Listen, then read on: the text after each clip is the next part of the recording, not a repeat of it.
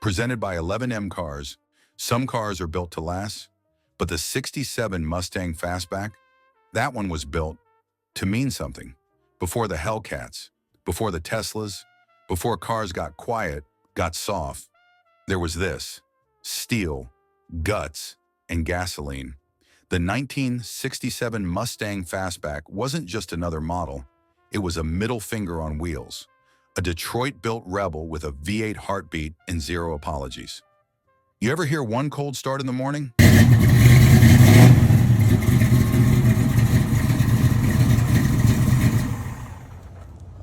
Not that button press fake noise.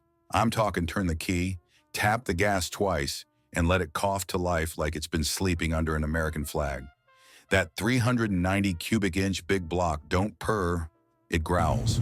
Throw it in neutral, blip the throttle, and it'll bark back at you like it's ready to hunt something down. This wasn't your daddy's grocery getter.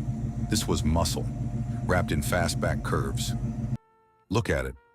That roof line, fast even when it's parked. Those side scoops, they don't even work, but they don't have to. They look like they're feeding a beast. Front grille wide open, single pony badge, blackout trim. It don't need chrome to look expensive. It looks expensive because it looks dangerous.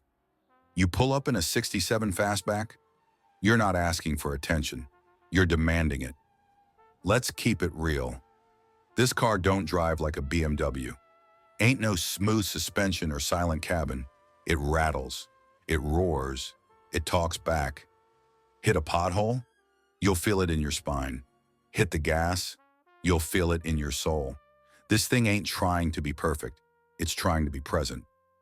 Back in '67, Ford didn't just give you a car.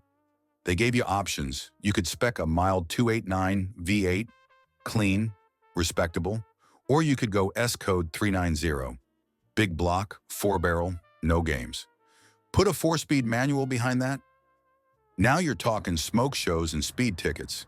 Back in the day, kids used to race these down Woodward Avenue.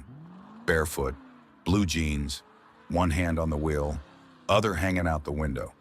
And when you missed a shift, you didn't just lose the race, you lost respect. You know what separates the 67 Fastback from the rest? Feel. The way that steering wheel vibrates at idle. The way the exhaust echoes off brick buildings when you hit second gear. The way old ladies look nervous when you pull into a gas station. That's presence. That's energy. That's something a brand new plastic car will never give you. Let's talk shop. You ever wrench on one? Real ones know. You jack it up in the driveway, sun beating down.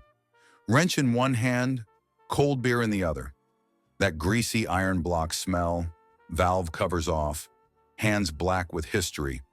You throw on headers, maybe a Holly 750 double pumper, uncork the exhaust, and now, you're not just driving a Mustang, you're piloting a time machine with no seatbelts and no excuses.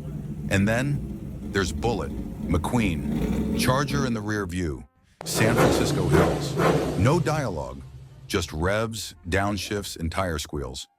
That Highland Green 67 Fastback jumping intersections like it was trying to escape time itself. That moment didn't just make the Mustang famous, it made it immortal. Here's the thing, most cars age. This one evolved. People still argue over what year's best. But if you ask someone who's really about this life, 9 times out of 10, they'll say the 67 Fastback because it's cleaner than the 65, meaner than the 66, and before Ford started adding too much weight in '68, it was the perfect middle child. Just angry enough, just fast enough, just beautiful enough to hurt feelings on sight. Stats? Yeah, we got them. 289 or 390 V8, up to 320 horsepower 0 to 60, under 7 seconds curb weight, around 3,200 pounds price new. Name your number, if you can even find one. But paper don't tell the whole story, because once you fire it up, throw it into first, and chirp the tires pulling out the driveway, the numbers stop mattering.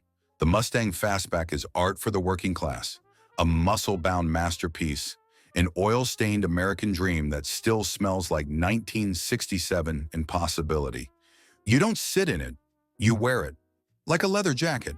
like a reputation, like a damn crown. This wasn't made for Wall Street. This was made for Main Street, for back roads, for parking lots, for burnouts at red lights just to make a point. And in 2025, it's still making that point, loud and clear. This was more than just Detroit's response to the Camaro. This was Ford's war cry, a car with no filter, no apologies, and no intention of being forgotten. This was the 1967 Ford Mustang Fastback, and it still runs, like it's got something to prove.